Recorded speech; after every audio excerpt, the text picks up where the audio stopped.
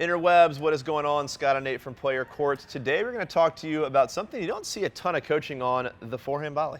Yeah, most of us prefer our forehand volley over our backhand volley, but believe it or not, technically the forehand volley can be more difficult. So we're going to make the technique rock solid and share some bonuses at the end. That's right, a little bonus content at the end. Some of this stuff is going to surprise you, so stay tuned. Let's jump into it. All right, guys, so we can't talk about the forehand volley without addressing the Continental Grip. And I know you're thinking, oh my God, Scott, everybody knows the Continental Grip. There's actually a couple nuances here that I have fixed on players as good as Division I college athletes. So pay attention here, I may surprise you. So the instruction we've all been given, I think for the most part, is the knuckle right here on your index finger goes on bevel 2, right? I think we've all heard this. I don't need to go into a ton of details here, but I think a piece that a lot of folks haven't heard about is that your heel pad also goes on bevel 2. I see a lot of players with their heel pad sliding all the way around to bevel 3, and then when they start to switch back and forth, their grip gets all out of whack and they lose a lot of stick and control on their forehand volley especially. So make sure when you're gripping the racket, you have your index knuckle on bevel 2, but also your heel pad on bevel 2 as well. The importance of the Continental Grip, just for those of you who maybe aren't doing this or don't buy into this yet, because it is a little weird when you first try it out. If you see people pancake volley, this is obviously not the desired end result. Doesn't look cool, doesn't execute well. What this does, the Continental Grips, it allows the racket to get on edge, it gives you more feel, it gives you more control. So the Continental Grip, while maybe not super sexy to talk about, the most important part, don't forget about your heel pad on bevel 2. Now that we've got the Continental Grip down, we're going to bring Nate in. He's going to talk to you about the correct starting position. The ready position is where we see most forehand volleys break down, right out of the gates. You want to make sure that your ready position is initiated with the non-dominant hand. This is really important. The non-dominant hand needs to be up on the throat of the racket with the racket tip up. And the ready position is going to keep the racket in the center of your body. That way you can react not just for your forehand volley, but for your backhand volley. The hand being up on the throat is going to ensure that the racket tip stays up. And this is a critical joint position for a successful forehand volley.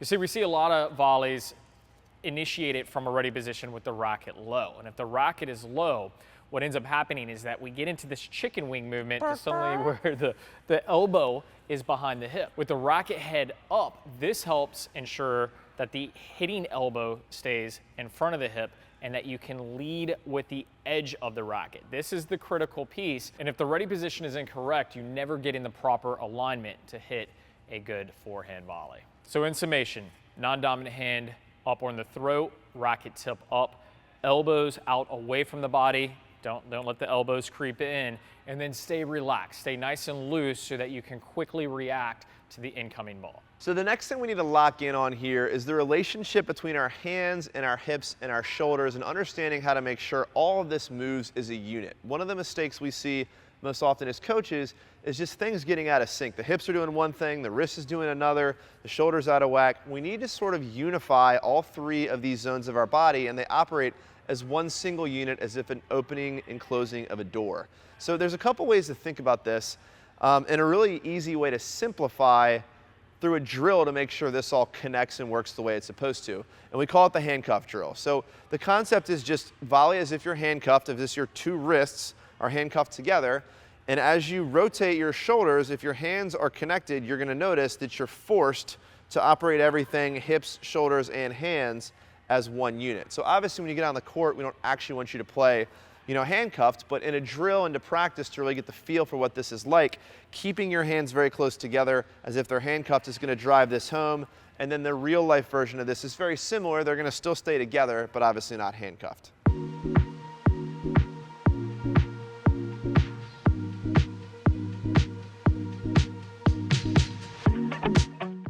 As you work through this drill, you're going to notice that having your hands clamped together like this is going to be a little bit limiting on what you can actually do with the racket. We want to practice the real volley.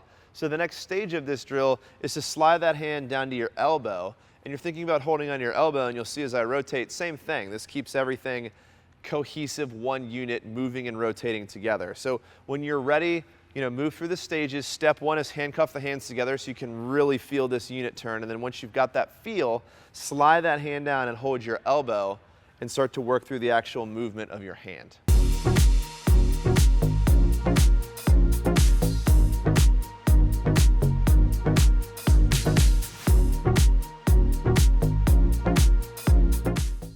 You've probably heard that you volley with your feet, and it's true, you've got to have proper footwork in order to set up good volleys, especially true on the forehand volley.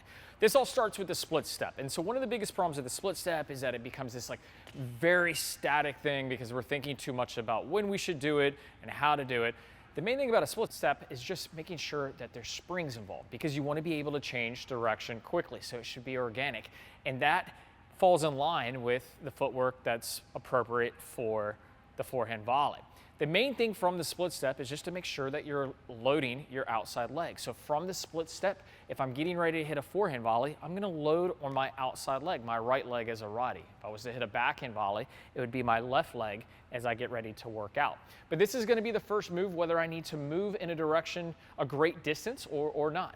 So from the split step, if somebody's hitting the ball right at me, I'll get the weight right to the right foot. And from here, keeping the racket in front, I'll shift weight forward. Now, keeping weight forward is really, really important on all of your volleys. Now, if we're covering a larger distance, what we want to think about doing is first getting that unit turn, stepping out with the right foot. There you can see my weight is on the right foot. And from there, I'm going to make contact, and then I'm going to step forward to my non-dominant foot. So in summary, I go right foot, contact, and then through to the left foot.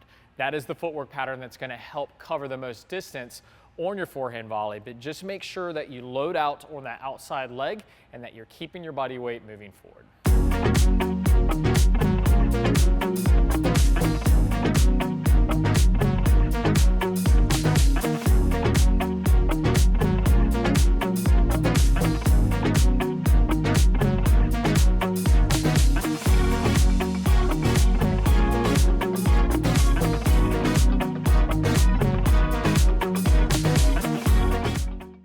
Last piece we want to address today is sort of a little bit of bonus content on how to hit drop volleys, how to hit short angle volleys, and how to really get good stick on your forehand volley, all right? So when we're talking about how to hit a drop volley, let's start there. You think about creating a soft surface for the ball to trickle off of, right? If I create a brick wall with a lot of tension, that ball is going to fire off the strings the same way it would if you threw it off a brick wall. But if you create a soft grip, it's going to fall off the racket the same way it would plop right off of a pillow. So when you're thinking about how to hit drop volleys, think about creating really soft hands to create a pillow-like surface with your racket. I know that sounds weird, but soft hands to create a pillow-like surface to drop that ball short. Now the opposite, of course, is true if you want to really stick a volley. You're going to create that brick wall, so you're going to squeeze at contact, and you may even cock that racket back to create some extra tension, all right? So squeezing through contact, creating that extra tension, and actually following through and pointing towards where you're aiming. And be careful and be very clear, this is not this. This is if I'm aiming right at you, I am squeezing and I'm following through and pointing towards my target. That's going to give me a little bit of extra stick on that volley.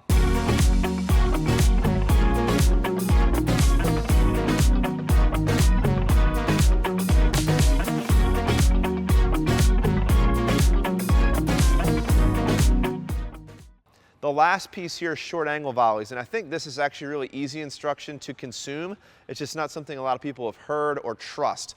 When I'm trying to hit that ball short and generate a really sharp short angle, all you really have to get comfortable with is the same things we just discussed: soft hands, because you're trying to create that pillow-like surface, and then letting that racket literally travel in front of your nose, all right? So the racket, whatever direction the strings point, is where the ball is going to go. So just getting comfortable with actually letting that racket, instead of pushing out in front of you, really letting that racket travel directly in front of your face with soft hands is the key to a successful sharp angle volley.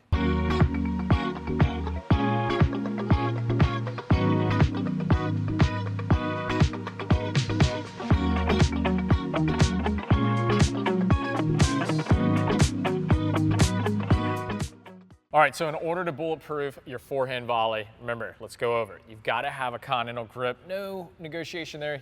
You really got to have a Continental Grip. We're not joking. That's not a suggestion. That's a prescription. Number two, the correct ready position. Make sure that you're keeping the elbows away from your body and the racket head is up. Three, all about the shoulder and hip relationship and working as a unit, and the footwork. Remember, great volleys are created with good footwork. So make sure that you're moving forward, you're going to the ball, and you're loading on your outside leg. And finally, feel. Exactly what it sounds like. How much tension you put in your grip is going to dictate whether you really blister that forehand volley or you play soft. So that's a wrap, guys. These are the things you need to do if you want to have a fantastic forehand volley. And don't forget, if you need anything tennis related, we've got it for you over at PlayYourCourt.com. Check us out. We'll see you guys in the next video.